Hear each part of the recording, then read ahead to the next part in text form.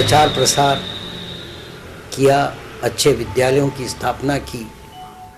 1947 में मैंने इस संस्था का प्रधान अध्यापक के रूप में कार्यभार संभाला। खेद इतना ही है कि अपने माता पिता के जीवन काल में मैं इस संस्था में नहीं आई। उस समय आ जाती तो उन्हें बहुत खुशी हुई होती। मेरी पुत्री की केजी की शिक्षा देवी अहिल्या विद्यालय में हुई, जो कि विमलाताई जगदाले का स्कूल है। तो इस तरीके से विद्यालयीन शिक्षा और ख़ास करके बाद में स्नातक स्तर पर जो देवी अहिल्या महाविद्यालय ने BBA, BCA, फार्मेसी जैसे कोर्सेस जो कि रोजगारोन्मुखी कोर्सेस हैं वो दिए, और उससे उन आय वर्ग के लोगों को रोजगार भी अच्छे उपलब्ध हुए। और यहाँ से निकले हुए विद्यार्थी कई प्रोफेशनल कोर्सेज में भी आगे आए हैं, जैसे कि मेडिकल में, इंजीनियरिंग में। तो इस तरीके से शिक्षा के क्षेत्र में विमलाताई का योगदान हमेशा याद रहेगा। खास करके स्कूली शिक्षा को तो 100 वर्ष भी पूर्ण हो चुके हैं, और करीबन 50 वर्ष से स्नातक स्तर की शिक्षा वहाँ दी जा रही है। मैं उनके पुण्य स्मरण पर उनको हार्दिक विनम्र श्रद्धांजलि अर्पित करता हूँ। शिवाजी महाराज और अशोक और इतने बड़े लोग जो हो गए हैं, ये सब क्या जवान थे? इन्होंने तो अंग्रेजी नहीं पढ़ी। और इतने महापुरुष हो गए, तुम्हारी झांसी की रानी भी अंग्रेजी नहीं जानती थी, मेरे ख्याल से माता अहिल्या भी अंग्रेजी नहीं जानती थी। तो सब महानों के नाम कर गई हैं, पूछती हैं भी, पुण्य शोक का कहलाती है। ये भावना नहीं रखना बच्चों, सीखना है तो जरूर सीखो अंग्रेजी, बहुत अच्छी बात है इंटरनेशनल लैंग्वेज, सीखो, काम आती है, जहाँ जरूरत है वहां जरूर काम आती है। पर बिना कारण अपने में हीनता की भावना इसलिए नहीं लाना कि तुमने हिंदी माध्यम से पढ़ा। श्रीमती विमल जगदाले हमारे शहर की बहुत बड़ी शिक्षाविद और इसी के साथ साथ शिक्षा शास्त्री भी थी, और उनका योगदान यहाँ के सामाजिक और शिक्षा के क्षेत्र में अभूतपूर्व रहा। मुझे याद है कि एक ऐसा समय था जब उनके और राहुल बारपुते के बीच जो वार्तालाप हुआ करता था आकाशवाणी से, वो बड़ी उत्सुकता से सुना जाता था, और वो बड़ी संजीदगी से बोलती थी, और वो MA अंग्रेजी में भी थी और MA हिंदी में भी थी। तो दोनों विषय में MA होने के अलावा वो अर्थशास्त्र में भी उन्होंने बाद में MA किया। पर वो विशेष रूप से जो समर्पित थी वो अंग्रेजी के प्रति थी, और बड़ा रुझान था अंग्रेजी साहित्य के प्रति, और अक्सर मेरी उनसे अंग्रेजी साहित्य को लेके ही बातचीत होती रहती थी। और इतनी अच्छी जानकार थी अंग्रेजी की कि जब वो आजकल के लोग एप्लीकेशन देते थे, आवेदन पत्र देते थे, तो उसमें हिंदी या अंग्रेजी की कोई गलती अगर होती थी तो उनको सारा लाल से वो गोल मार्क करके और मेरे लिए रखती थी, और वो कहती थी चतुर्वेदी साहब ये क्या है, आजकल क्या ऐसी अंग्रेजी पढ़ाई जा रही है, अगर ऐसे होगा तो कैसे काम चलेगा। तो मैं उनसे कहता था देखिए आपका हमारा ज़माना गया, आजकल का ज़माना है ये टूटी फूटी अंग्रेजी और टूटी फूटी हिंदी से ही अपना काम चलाते हैं, और ये समझते हैं कि जो हम बोल रहे हैं वही ठीक है, तो इनके हिसाब से तो अपन गलत हैं। तो मैं इस तरह उनको गुड ह्यूमर्ड वे में इस तरह समझाता रहता था, और मैं उनके और मेजर जगदाले के संपर्क में हमेशा से रहा। उनका घर एक ऐसा स्थान था जहाँ मैं कॉलेज जाते वक्त या कॉलेज से अपने लौटते वक्त, मैं कुछ दिन होलकर कॉलेज में पढ़ाता रहा, फिर मैं government arts and commerce college में पढ़ाता रहा, तो आते या जाते वक्त मैं एक बार दिन में उनके यहाँ जाता ही था। और मुझे याद है कि जब मैं पहुँचता था तो जगदाले साहब बड़े ज़ोर से आवाज़ दे के कहते थे, अरे सुनो भाई सर आए हैं।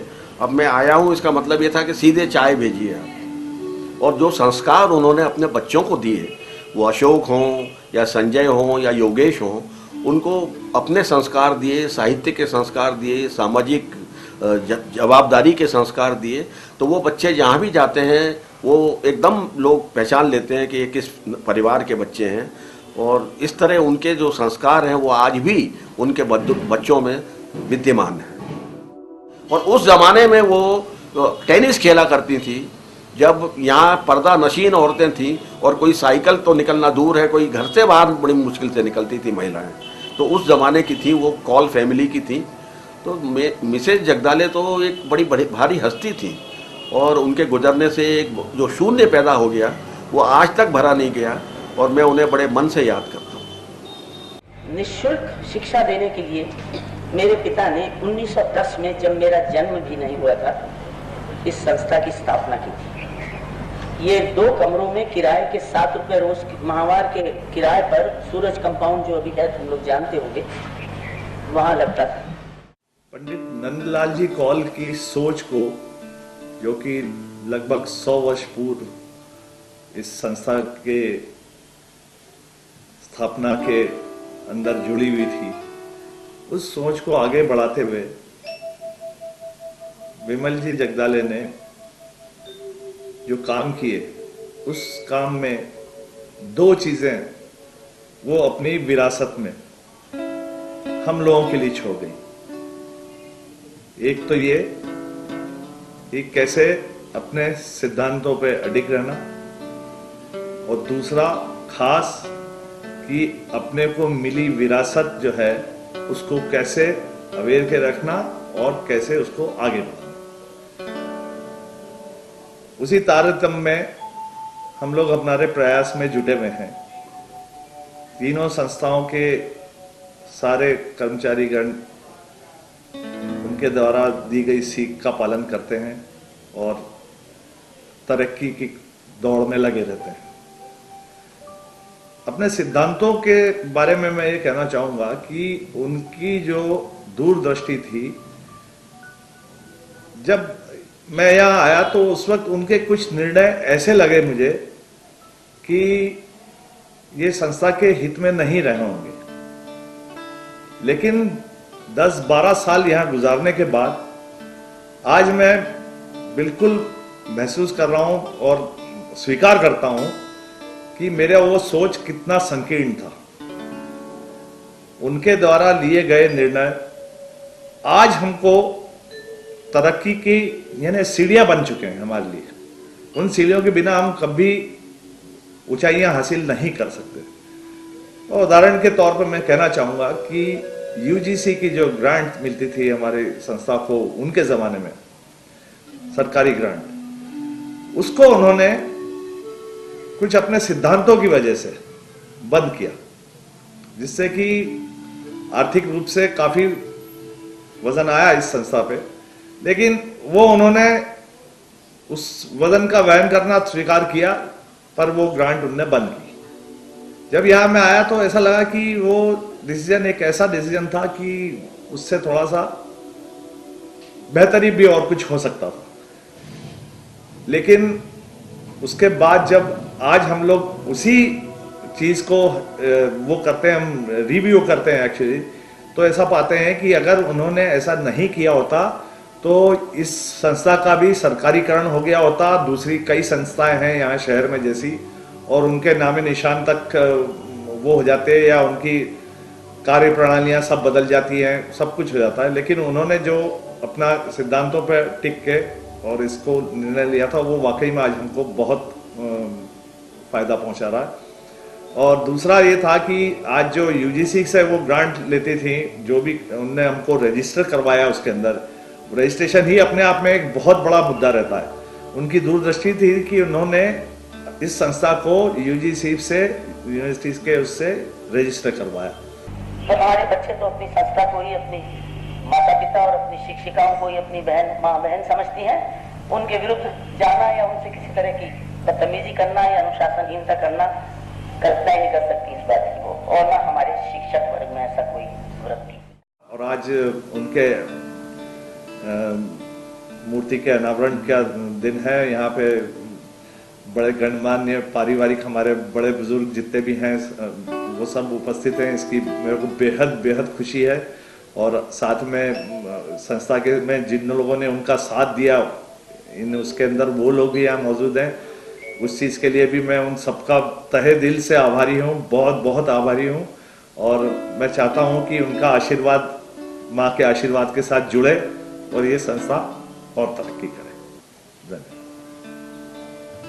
याद है मुझे, मैडम अपने निर्णयों को पूरा करने के प्रति सदैव दृढ़ प्रतिज्ञ और कृतसंकल्पित रहती थी। जीवन में उन्होंने जिसे सही माना उसे तन मन और लगन से पूरा सहयोग किया। यहीं पर दी जाने वाली शिक्षा की सबसे बड़ी सीख भी याद है मुझे। हम तो सिर्फ तान कर चलने की शिक्षा तुम सबको देते हैं। ना ऐसा काम करो कि तुम्हें अंधेरा ढूंढना पड़े, ना ऐसा काम करो जिससे तुम्हें शर्मिंदा होना पड़े। इसलिए शिक्षा भी तुम जानती हो कितनी नियमित और व्यवस्थित चलती है, और तुम लोगों के संग जो कभी सख्तियां मख्तियां होती हैं वो इसीलिए होती हैं कि तुम लोगों का भला हो सके। यह उनकी अदम्य इच्छा शक्ति, जीवटता और दूरदर्शिता का ही प्रतिफल था, जो एक छोटे से स्कूल की जोत को देवी अहिल्या कला एवं वाणिज्य महाविद्यालय और कॉलेज ऑफ फार्मेसी जैसी शिक्षा की जगमगाती मशाल होने का आयाम मिल सका। देश को बेहतर नागरिक देने की उनकी आकांक्षाओं का ही परिणाम है कि जहां पहले वे छोटे छोटे बच्चों को खेल खेल में जीवन के सबक सिखाती थी, आज वहीं युवा कदमों को मां सरस्वती के पावन मंदिर में सुव्यवस्थित और सुसंस्कारित करने की प्रक्रिया सतत जारी है।